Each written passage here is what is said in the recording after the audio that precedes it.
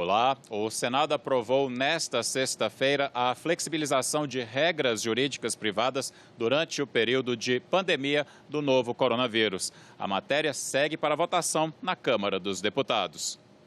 O projeto aprovado nesta sexta-feira pelo Senado tem o objetivo de atenuar as consequências socioeconômicas da Covid-19. As regras são transitórias para o período da pandemia e valem para as ações iniciadas a partir de 20 de março, quando foi publicado o decreto de calamidade pública. O autor do projeto, o senador Antônio Anastasia, do PSD de Minas Gerais, diz que se inspirou em iniciativas semelhantes já aprovadas por países como Estados Unidos, Alemanha e Reino Unido. O texto aprovado foi um substitutivo da relatora, a senadora Simone Tebet. É dever deste Parlamento, como protagonista na garantia da segurança jurídica e na realização dos fins superiores da República, elaborar e oferecer à sociedade uma lei que consiga dar segurança jurídica, estabilidade, previsibilidade às regras de direito privado no curso desta fase excepcional que desafia as estruturas normativas presentes. Questões tributárias, administrativas, de falências ou de recuperação empresarial devem ser tratadas em outro projeto de lei. O Congresso Nacional fez esta semana a sua primeira sessão remota e aprovou um projeto que facilita para o governo fazer ajustes no orçamento para combater o Covid-19. O texto aprovado aumenta o poder do presidente da República em relação ao orçamento. Agora, por exemplo, ele pode aumentar ou diminuir despesas sem ter que compensar essas mudanças em outras áreas. Também pode eliminar gastos considerados não essenciais. Isso inclui as despesas com as emendas parlamentares. Todas essas mudanças são para garantir o pagamento do auxílio emergencial de R$ 600 para trabalhadores informais e outras categorias durante a pandemia do novo coronavírus. As alterações valem somente durante o período de calamidade pública, ou seja, até o dia 31 de dezembro de 2020. Contribuirá para que o Poder Executivo possa pôr em prática as diversas medidas que estão sendo aprovadas por esse Parlamento, que visam, acima de tudo, garantir que o governo federal, em conjunto com os demais entes da federação, possa dar respostas à altura das necessidades da sociedade brasileira nesse momento. O PLN 02 é de fundamental importância, como bem disse o senador Eduardo Gomes, para que o governo possa fazer face aos diversos pagamentos em função dessa crise que está enfrentando, inclusive já para poder mobilizar uma parte dos recursos de emenda de relator que estão no orçamento de 2020 e já de imediato 15 bilhões poderão ser acessados para fazer face a esses compromissos que o governo tem de fazer com que o dinheiro chegue rapidamente aos trabalhadores informais e aos trabalhadores formais. Eu sou a favor desse PLN 2.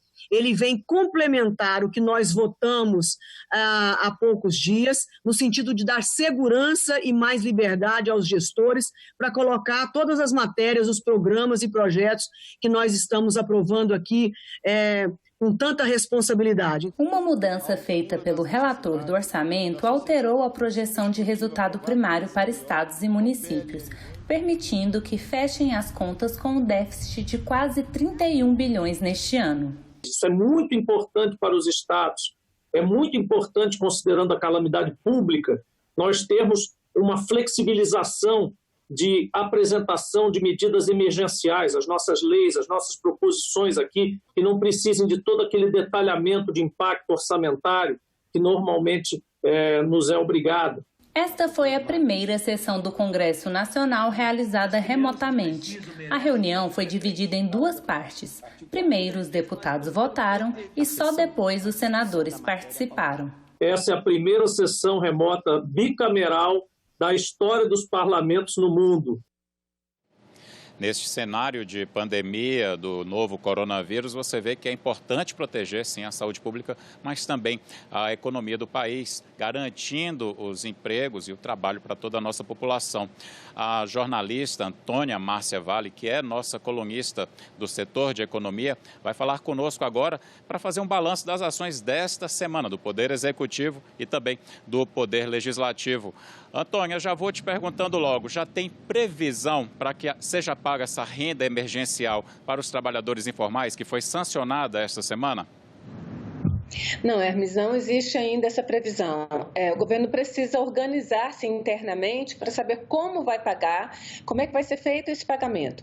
Segundo os dados do IPEA, que é o Instituto de Pesquisa Econômica e Aplicada do próprio Ministério da Economia, esse pagamento poderia ser feito para todos os que têm o cadastro único, com o cadastro único você já resolveria, inclusive, a questão das pessoas de alguns que são moradores de rua, porque eles são cadastrados nos CRAs, que são os Centros de Referência e Assistência Social. Mas o governo precisa operacionalizar isso, precisa emitir decretos e para ver como é que vai ser feito essa questão do pagamento. Isso não é uma coisa, assim, seria simples se ele usasse todo esse banco de dados aí do cadastro único, de onde é retirado, por exemplo, o cadastro do Bolsa Família também, mas o governo está operacionalizando isso aí de outras formas. Tem uma outra questão também, que o projeto que veio do Congresso, que foi aprovado no Congresso, previa a elaboração de um cartão, uma conta virtual. Cada pessoa que fosse receber esse recurso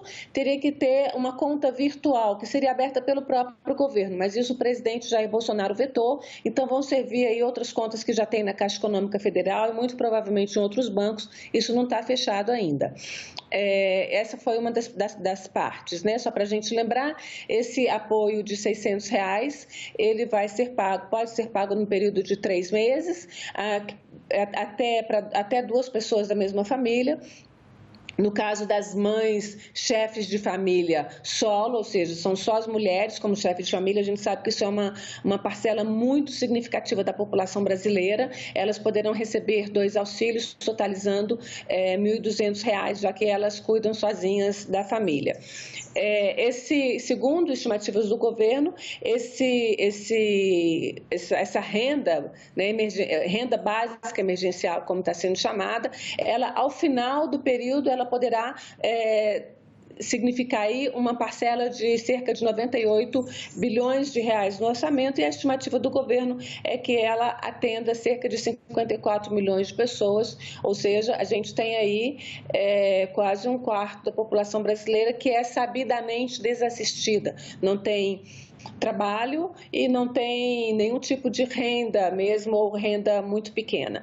Essa proposta ela vai abranger também os MEI, que são os microempreendedores individuais, aquelas pessoas que têm contratos de trabalho, mas são contratos temporários, portanto elas vão ficar sem ter como receber, muito provavelmente, e os autônomos, né, que são aquelas pessoas que pagam, que têm o seu registro de trabalho e trabalham autonomamente, sem nenhum tipo de contrato com ninguém, são normalmente prestadores de serviços. Então, essa é a medida do governo, até agora, para essa população mais desassistida, né, dessa parcela imensa aí da sociedade brasileira. Mas o governo adotou também essa semana, finalmente, formalizou algumas medidas, embora nenhuma delas esteja sendo ainda operacionalizada, não está pronta ainda, mas o governo emitiu, né, as medidas provisórias, por exemplo, criando uma linha de crédito para pequenas e microempresas. Porque até agora, na verdade, até a semana passada, o governo vinha centrando as suas medidas, as suas ações na área econômica, na garantia da liquidez do sistema financeiro, ou seja, dando recursos, liberando recursos para os bancos, facilitando a vida dos bancos, reduzindo o depósito compulsório que eles são obrigados a fazer como uma garantia das suas operações, reduzindo uma série de garantias que os bancos são obrigados a deixar para garantir exatamente que não vão quebrar. Então, o governo garantiu bastante liquidez no mercado, destinou para o mercado financeiro, destinou para os bancos mais de R$1 trilhão, E a esperança era que esse dinheiro na mão dos bancos fosse destinado aos empresários que precisam de socorro nesse momento, quem precisa de capital de giro para pagar as suas despesas, quem contratou serviço, quem comprou mão de obra e recebeu essa mão de obra não, comprou matéria-prima e recebeu e agora precisa pagar, e o pagamento da própria mão de obra. Mas esses empréstimos não estavam sendo feitos pelos bancos. Quem foi atrás de banco nessa tentativa viu que eles estavam cobrando juros mais altos e cobrando garantias maiores, porque o banco não vai emprestar dinheiro sem ter garantia de que vai receber.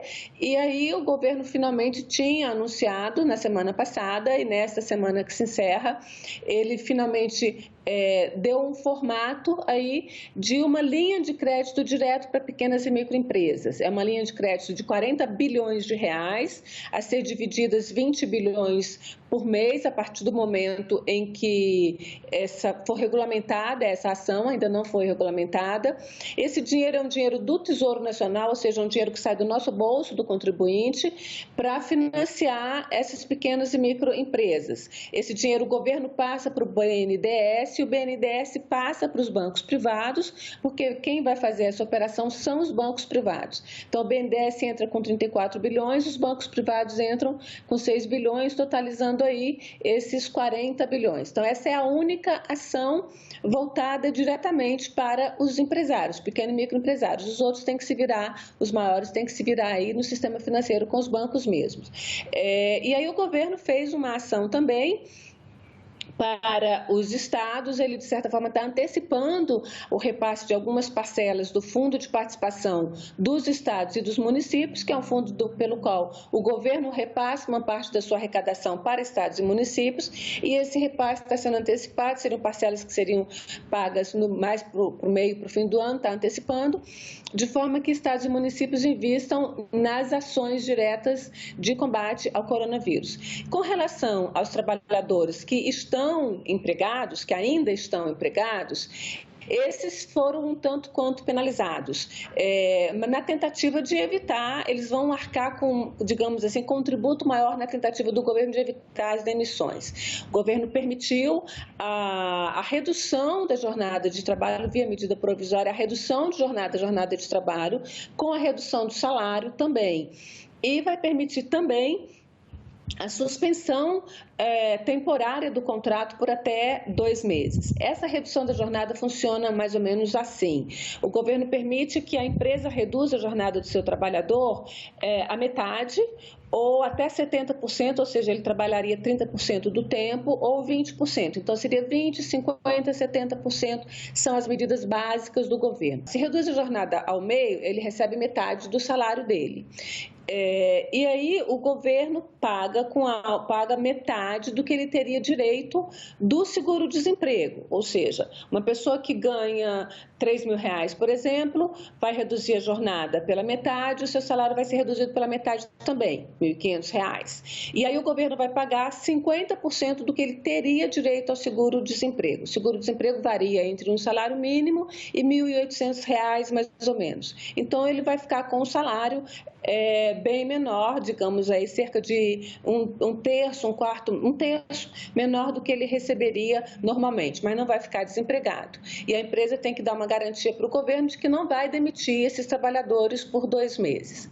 A outra possibilidade é a suspensão mesmo do contrato de trabalho, então é como se fosse uma demissão temporária, e aí nesse caso o trabalhador vai até a Previdência Social e entra com seu pedido de seguro-desemprego. Esse seguro-desemprego, a gente sabe que, voltando, é aquele valor bem pequeno. Então, se a pessoa ganha um salário de R$5.000, ela provavelmente vai ter direito a um seguro-desemprego em torno de R$1.800. Então, os trabalhadores, de fato, terminam sendo aí a linha mais penalizada e a linha mais frágil nesse processo todo. Vamos ver o que pode sair de novidade, como é que vai ser a regulamentação disso, porque nada está regulamentado ainda, você precisa de portarias para regulamentar, talvez até de alguns decretos, e a gente espera que nessa semana, agora segunda semana de abril, saia a regulamentação de tudo isso aí, Hermes. Obrigado, Antônia. Vamos continuar aguardando e torcendo até para que surjam medidas para melhorar tudo isso que você falou, né? Os trabalhadores, eles não podem ser penalizados num momento que já é tão delicado. E olha só, 3 das pautas previstas para a semana que vem aqui no Senado dizem respeito exatamente ao combate à pandemia do coronavírus, né? O combate ao coronavírus em nosso país. Um desses projetos lida diretamente com a economia, em especial com as micro e pequenas empresas, e deve ser incluído já na pauta da sessão deliberativa remota desta segunda-feira. Dados do Sebrae mostram que no Brasil são cerca de 9 milhões de micro e pequenas empresas, que representam cerca de 27% do PIB brasileiro. A crise provocada pela epidemia de coronavírus afeta principalmente os pequenos negócios, que em períodos normais já passam por dificuldades. Alta carga tributária e dificuldade de acesso a crédito estão entre os maiores problemas. O projeto, que está na pauta prioritária do Senado na semana que vem, cria o Programa Nacional de Fortalecimento das Microempresas e das Empresas de Pequeno Porte, o PRONAMP. A ideia é estabelecer uma linha de crédito mais barata para que elas possam enfrentar esse período de crise provocada pela pandemia do coronavírus. De acordo com o texto, as operações de crédito com risco para o Tesouro Nacional serão realizadas por bancos oficiais federais e de acordo com as condições estabelecidas pelo Conselho Monetário Nacional.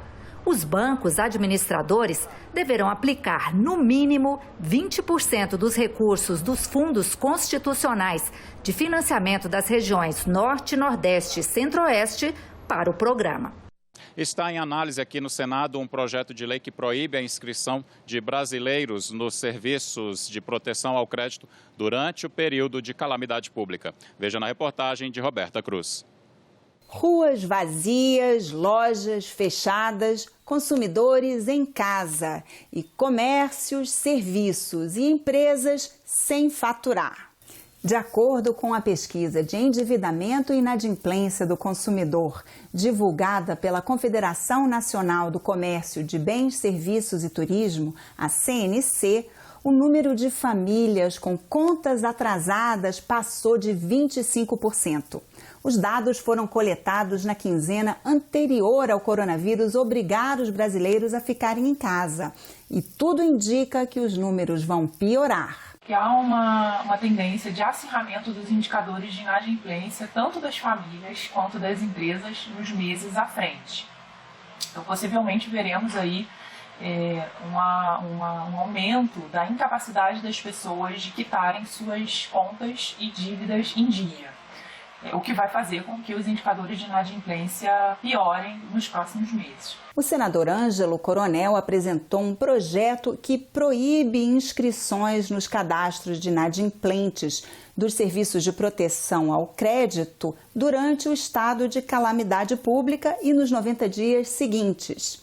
Ao longo desse período, mesmo quem já está cadastrado como mal pagador não seria impedido de fazer empréstimos. Isso é uma proteção para as empresas do Brasil. Imagine, você deixou de pagar o seu fornecedor, não pagou porque você é mal pagador, deixou de pagar porque não vendeu, não teve faturamento. Então, nesse período de calamidade, eu estou sustando a inclusão do nome dessas empresas no cadastro de inadimplentes, ou seja, no SPC e no Serasa. Aquelas pessoas físicas ou jurídicas que forem inscritas como inadimplentes em período de calamidade pública e mesmo após esse período de 90 dias, deve ter um tratamento diferenciado, porque a economia não aconteceu da forma que acontecia em condições normais. Por outro lado, a outra parte que isenta aquelas pessoas que tiveram cadastros negativos no passado e querem incluir nesses recursos nesse momento agora, eu acho que é inapropriado. Tem que ser deixado para os bancos fazer análise de risco de crédito, caso contrário, como os recursos são escassos, essas pessoas se habilitariam e conseguiriam recursos em detrimento daquelas que foram inadimplentes nesse período crítico. Um dos setores mais afetados economicamente durante a pandemia do Covid-19 é o setor do turismo. Mas já tem aqui no Senado um projeto de lei que pode trazer benefícios durante esse período. Confira na reportagem de Andréa Alves.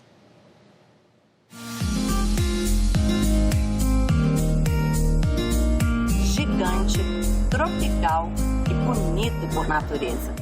Mas nem toda a beleza do Brasil é suficiente para ajudar o setor de turismo neste momento. Em tempos de coronavírus, o único passeio que a gente pode fazer é sair de uma janela para outra. Estamos passando o momento mais difícil, mais delicado no turismo brasileiro e no mundial, né, que já foi visto. A Chapada dos Veadeiros está todos os atrativos naturais estão fechados, pousadas, hotéis, restaurantes, está tudo fechado. Isso gera um efeito cascata muito difícil, porque o recurso ele para de circular, a gente para de receber, a gente também não consegue pagar os credores.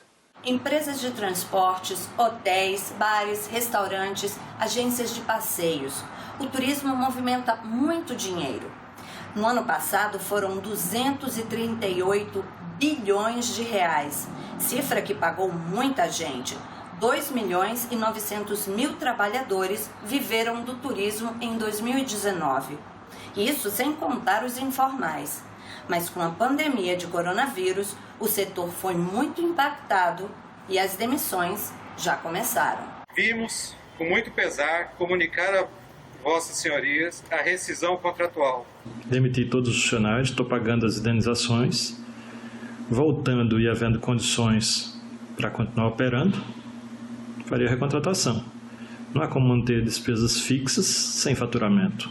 Um projeto do senador Rogério Carvalho propõe uma ajuda ao setor. O texto autoriza a União a conceder isenção fiscal, anistia e perdão de dívidas de pessoas físicas ou jurídicas ligadas ao turismo que tenham sido prejudicadas pela crise do coronavírus. A forma mais eficaz da gente evitar a catástrofe sanitária, o flagelo social e melhorar o desempenho da economia é colocar o recurso nas mãos dos brasileiros e das brasileiras para que possam consumir e de forma orgânica levar esse recurso a estimular todos os setores da economia. É óbvio que como o setor do turismo, setor da cultura e outros setores é preciso de medidas complementares para que a gente saia dessa crise com a economia forte e salvando vidas. O projeto está na pauta do Senado e deve ser mais detalhado pelo relator. Mas para o pessoal da área, a solução tem que vir rápido. A gente vê muitas notícias, né, sobre possibilidade de renegociações de dívidas, sobre financiamentos, empréstimos. Mas na prática, os bancos não atendem telefone. Se a gente não puder voltar logo, o governo vai ter que distribuir dinheiro. É o mercado que traz dinheiro para a população, para o governo, né, através dos impostos. Mas para milhões de brasileiros que são trabalhadores informais do setor, o socorro vem de outra iniciativa, o auxílio emergencial de R$600. Sabe aquelas pessoas que te oferecem passeios quando você está em algum lugar turístico? Pois bem, elas vivem de comissão e não têm nenhum vínculo com empresas. Elas também esperam por ajuda. Estamos em casa, né, quase já não tem mais o que comer, não tem dinheiro para pagar as contas, uma dificuldade tremenda. Acho que R$600 ainda é muito pouco. Vai ajudar, mas não vai suprir. E a previsão é que isso não vai voltar até o mês de agosto. Então, é bastante tempo sem trabalhar. Ficamos por aqui. Você pode rever as reportagens desta edição na nossa página na internet, senado.leg.br/TV. Muito obrigado pela companhia. Cuide-se, proteja-se e até a próxima.